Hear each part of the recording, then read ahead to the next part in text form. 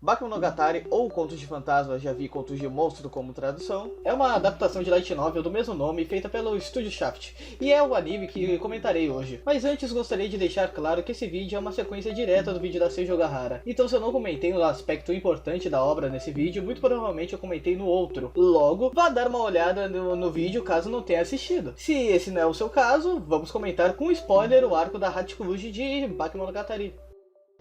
Sabe, no finalzinho do arco da Seiji Ogahara tem uma cena muito interessante, a qual sinceramente eu me esqueci de comentar. O que não é um problema, afinal ela me deu uma deixa boa para o começo desse vídeo. A cena que estou citando é aquela onde é narrado que o Araragi tem 55 quilos, para em seguida mostrar ele se pesando e descobrindo ter 100 quilos agora. E a sua última fala, antes de irmos aos créditos, é: deuses são mesmo um bando questionável. Eu interpreto essa cena com o Araragi percebendo que o deus caranguejo deu um pouco do peso da Seiji Ogahara para ele, por achar que ela não aguentaria o peso. E aqui é posto em mesa a deixa para o próximo passo na conexão emocional desses dois personagens. Nessa cena temos uma característica que eu gosto muito em Bakemonogatari. Mesmo a temporada não sendo inteiramente focada na Seiji Ogahara, ela ainda é a garota principal, ela é a namorada do Araragi. Bom, na timeline, por enquanto, é a futura namorada do Araragi. E a personagem sempre o acompanha em seu desenvolvimento. A temporada inteira é uma constante evolução na relação dos dois. E não se engane, o anime não concretiza uma fórmula no segundo arco, ou melhor dizendo, ele não se contenta com uma. Mesmo que eu tenha deixado claro no primeiro vídeo que os arcos são divididos em garotas que têm um conceito central ao qual o Araragi vai auxiliar a superação do mesmo, ainda assim aqui já temos basicamente uma quebra dessa fórmula, onde tão importante, até mais que a garota da vez, é o desenvolvimento do relacionamento, mais especificamente o primeiro passo da Seiji Ogahara para o próximo nível, o namoro em si, e a dificuldade do Araragi em retribuir dando o segundo passo. Tipo assim, tem essa parte no episódio onde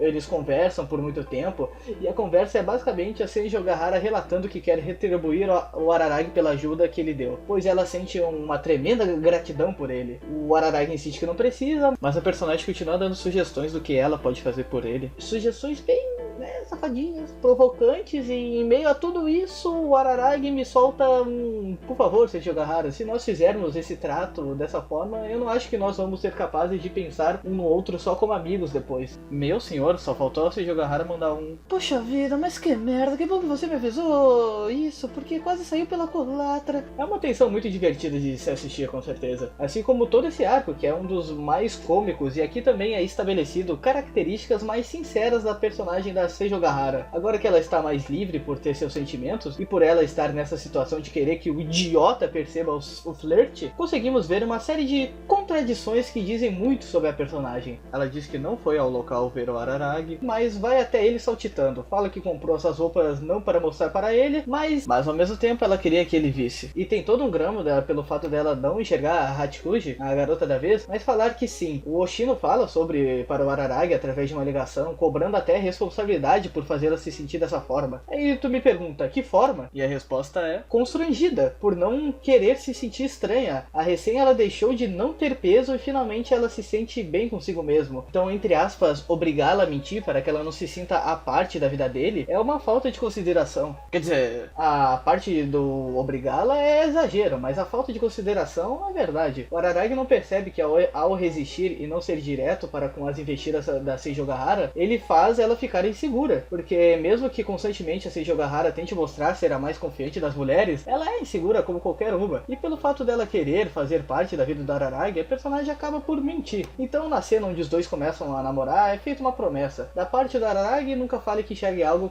quando não enxerga. Da parte da Seiji Ogahara, nunca fale que não enxerga algo quando enxerga. Obviamente a parte da promessa da Seiji Ogahara é ela dando uma indireta para o Araragi pelo fato dele ter ignorado o fato dela ter abertamente mostrado estar gamada nele, onde ele de forma rude sempre a afastava, o que fazia a própria dar um passo para trás, pois ela legitimamente é uma tsundere, e ela não vai falar diretamente seus sentimentos. Existe essa brincadeira dela mesmo se chamar de tsundere e outros personagens a chamando de tsundere, e nesse arco fica muito claro esse seu lado, mesmo que ela não seja aquela personagem agitada que fala "é como se eu gostasse de você, Baka!" Afinal, a Seijogahara é bem escrita, né? Enfim, falei muito da Seijogahara de novo, mas e o Araragi e a Hachikuji? Qual é desse arco? Bom, gostaria de estabelecer um aspecto importante sobre essa obra, daí podemos continuar falando de tudo isso. Não há somente Baki no Monogatari, tem Tsuki no Monogatari, Kizu no Monogatari, Wari no Monogatari, Neko no Monogatari, tendo como estrutura base todas essas obras da mesma franquia, contos separados que focam em alguma personagem que está tendo um caos com o sobrenatural. Porém, como dito antes, Monogatari não se contenta em padronizar-se nessa fórmula, mas seria desonesto e pretensioso da minha parte falar que não existe alguma. Portanto, aqui eu deixo a pergunta retórica: o que separa a temporada de Bakemonogatari das outras temporadas de Monogatari? O tema, que liga todos os episódios. O tema geral, digamos assim, que aqui é a transição da adolescência para a fase adulta. Tanto que há um destaque no primeiro diálogo de Bakemonogatari, o fato do Araragi, tanto quanto a Hanekawa, eu acredito até que a Seijogahara, estão no último ano da escola, havendo sempre conversas sobre o futuro e o que eles irão fazer. O primeiro arco, em resumo, é sobre ter maturidade para carregar o peso dos seus sentimentos, entendendo que não podemos só carregar o que é bom com a gente, porque isso significa perder sua essência, consequentemente suas conexões, além de também significar fugir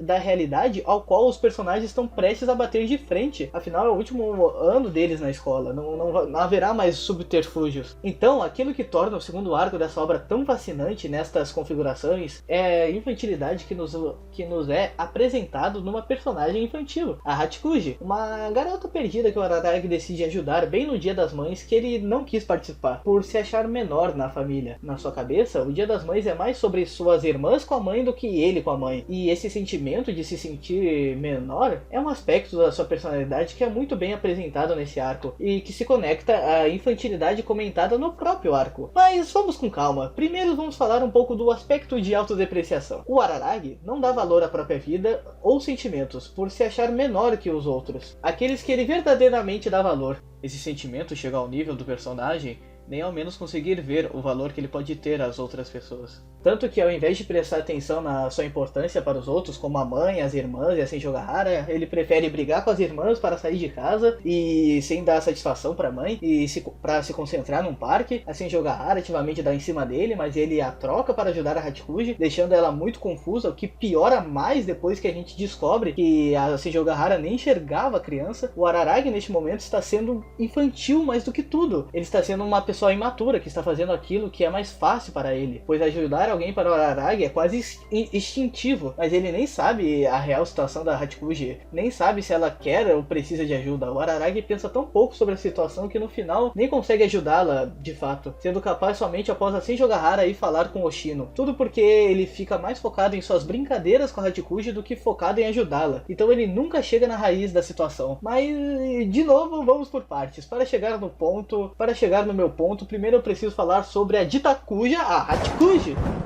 Depois de um tempo, finalmente descobrimos a verdade. Quem estava tendo um problema com o sobrenatural não era a Hachikuji, era o Araragi. A Hachikuji era a esquisitice. Para ser mais claro, é do caracol perdido.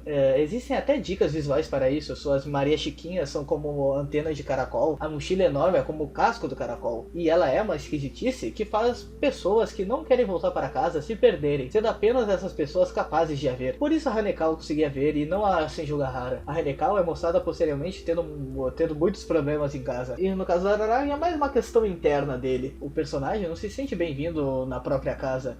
Então ele acaba se envolvendo com a Hachikuji e por causa dessas propriedades da mesma que não importa o quanto procuravam, não achavam a casa dela, em meio a tantas revelações descobrimos o passado da menina. A Hachikuji era filha de pais separados e sentindo distância emocional para com sua mãe, a Hachikuji decide fazer uma surpresa no Dia das Mães, indo visitá-la. Mas ela sofre um acidente, quer dizer, não é nada confirmado, entretanto deixa-se bem claro que ela foi atropelada. E não é difícil imaginar como foi. A Hachikuji é uma garota agitada, atrapalhada e distraída. E desde então ela se tornou uma esquisitice que faz os outros se perderem. Entretanto, ela não é má. A Hachikuji tem uma certa consciência de sua situação, o bastante para querer afastar todos que chegam perto dela. Por isso a primeira coisa que ela falou para Araragi é "eu te odeio". Ela repete tais palavras diversas vezes no começo do arco para afastar o Araragi. E é deixado bem claro que não é a primeira vez que a personagem o faz. Mas querendo ou não, ela continua sendo um espírito que não soube lidar com a sua própria tragédia. Afinal, ela era uma criança que nem ao menos conseguiu viver a vida. Ela nem chegou a ir na casa da mãe. A sua vida não aconteceu e para a morte apenas sobrou arrependimentos. Dado que não gosta da sua existência e mesmo a personagem claramente tendo uma perspectiva negativa sobre sua existência fantasmagórica, ela nunca de fato conseguiu lidar com a mesma. E também nunca deixou que ninguém ajudasse. Logo, por todo o tempo que permaneceu como esquisitice, a personagem foi infantil, tanto que seu corpo nunca amadureceu. E sim, ela é uma loli maior de idade. Para ser mais exato, a Hachikuji tem 22 anos, mas a questão aqui é menos sobre dar corda para o fetiche, pelo menos não em totalidade, e mais sobre mostrar que ela morreu cedo demais e desde então não superou o acontecimento. Além dela ser um contraponto ao Araragi, ela nunca pôde conviver com aqueles que ela tem uma conexão verdadeira, diferente do mesmo que tem todas as chances do mundo de viver cercado daqueles que ama, mas por achar que não merece, ele rejeita a si mesmo a situação. Aliás, não sei se isso é um elemento padrão na escrita japonesa, mas eu vejo muito mais a criança fantasma sendo retratada no Japão do que no ocidente. Tipo, a Hachikuji me lembrou muito um episódio de Inuyasha sobre uma criança que morreu e por pura birra não lidou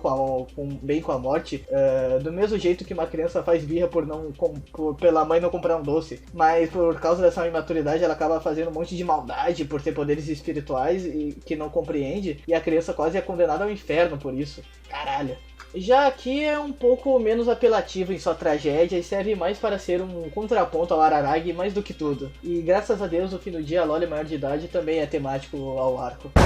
Agora voltando ao ponto que eu tanto queria chegar, o Araragi é um adolescente que está se perdendo na transição da vida adulta, por causa de desilusões que o fazem focar na brincadeira que servem como um escapismo delas. Aqui literalmente brincadeiras com a Hachikuji, nunca resolvendo o problema da garota, porque não é isso que o personagem está fazendo exatamente. Se no arco anterior ele insistia em ajudar a Senjogahara para fazê-la enfim baixar a guarda para que ela conseguisse realizar o ritual, aqui temos a Senjogahara o tempo todo pegando as rédeas para concluir essa missão. Tanto que não é o Araragi que vai até o meme dessa vez, e sim a Senjogahara. Eu gosto de ver esse acontecimento como o Araragi estagnado, repetindo a mesma besteira por achar estar certo. Certamente existe a cena onde ele fala odiar a situação em que brigou com as irmãs, mas o personagem em si nunca admite que o erro foi dele. O mesmo acontece com a procura da casa da Hachikuji. Nunca dando uma ideia de fato para ajudar o caso, ele simplesmente continua passivamente. Talvez não para o padrão de pessoas egoístas, mas para os padrões do Araragi, este é o arco que ele menos tenta. O Sol finalmente mostrando quem é, quando a Senjogahara joga tudo na cara dele. O Araragi é o problema, a Hachikuji é a esquisitice que está causando o problema, então ele só precisa sair dessa situação se afastando dela. Mas o verdadeiro Araragi, mesmo estando perdido, não perde sua essência. E dessa vez ele não vai fugir. Não quando isso significa deixar alguém. É coerente com a sua personalidade de se importar mais com os outros do que si mesmo. A situação teve que chegar no seu limite de aceitável para ele acordar para a vida. Nesse momento não tinha mais como ele fugir. Para justificar ajudar a Hachikuji, ele teve que ir ver a verdade dos fatos, de que ela não é uma menina travessa e agressiva por acaso. Seu jeito antipático vem de muito sofrimento, um sofrimento que a personagem